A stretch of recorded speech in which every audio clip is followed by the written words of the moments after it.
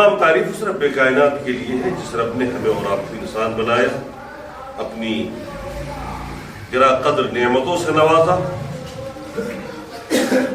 ہر طرح کی آسائش اور ہر طرح کی نعمتوں کی فراوانی ہمیں اور آپ کو عطا فرمائی۔ سب سے بڑی چیز یہ کہ اس رب نے ہمیں اور آپ کو مسلمان بنایا، قرآن و سنت پر چلنے کی توفیق عطا فرمائی۔ بیش بہا درود تمام انبیاء پر، خصوصاً جناب محمد رسول اللہ صلی اللہ تعالی علیہ وسلم پر۔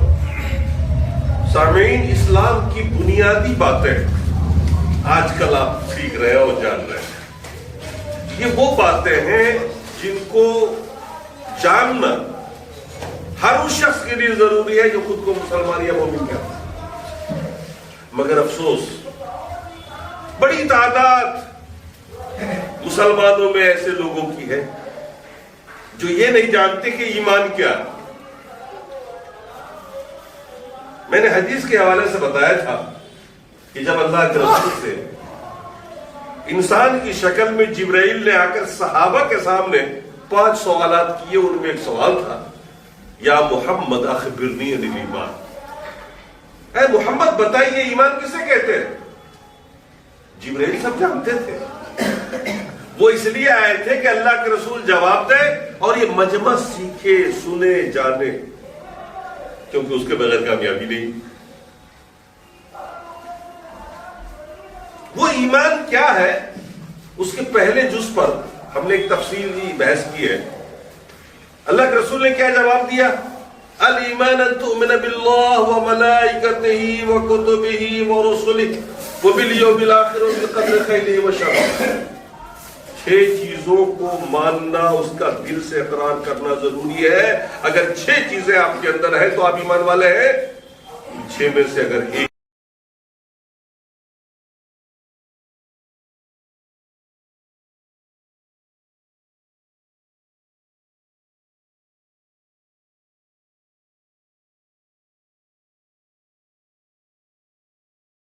بتایا کہ اللہ پر ایمان رکھنے کا مطلب کیا ہوتا ہے۔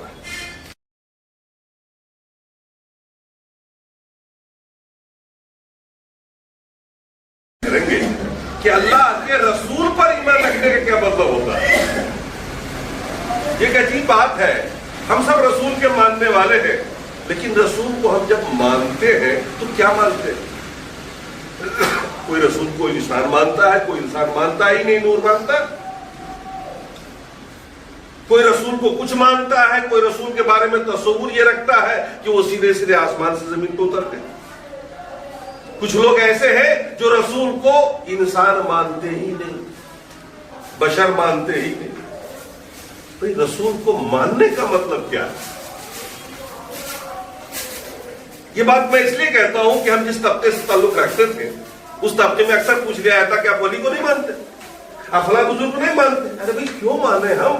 ان کی ولایت پر کون سی مہر لگی ہوئی ہے اللہ کی طرف سے، رسول کی طرف سے؟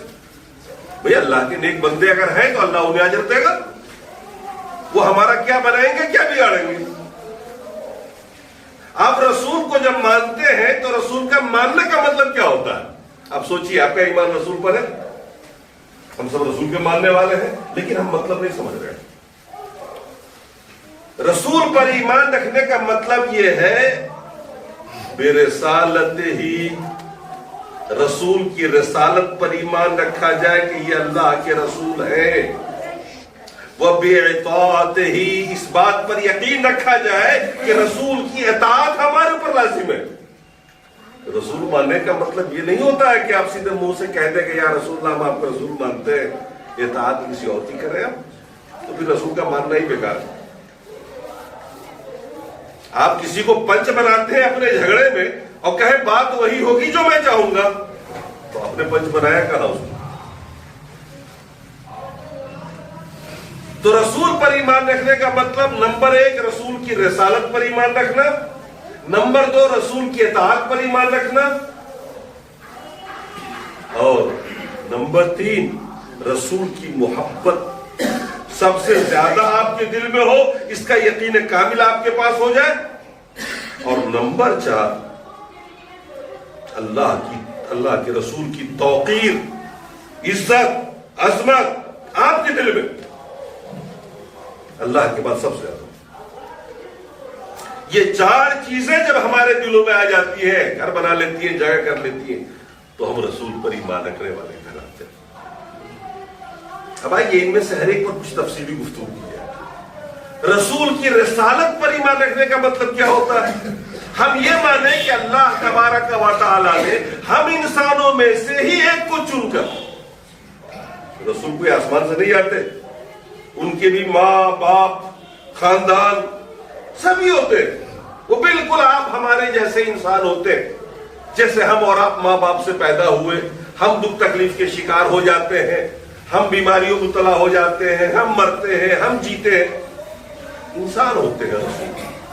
بس اللہ تبارک و تعالی ہمیں میں سے کسی کو منتخب کرتا ہے اپنی رسالت کے لیے اور اپنا پیغام اس پر نازل کرتا ہے، اس کو ہدایت کا ذریعہ بناتا ہے، اپنے فرشتے کو بھیج کر کے اپنا کلام سناتا ہے اور اسے کہتا اٹھ کھڑے ہو جاؤ، ہمارا یہ پیغام پبلک کو سنا دو، جنتا کو سنو، ان کی رہنمائی کرو۔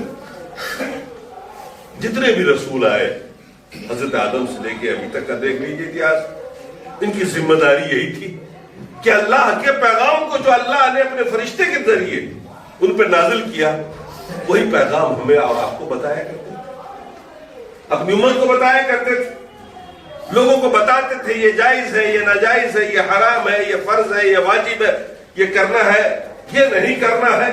رسول کی ذمہ داری، رسول بھی انسان ہوتے ہیں۔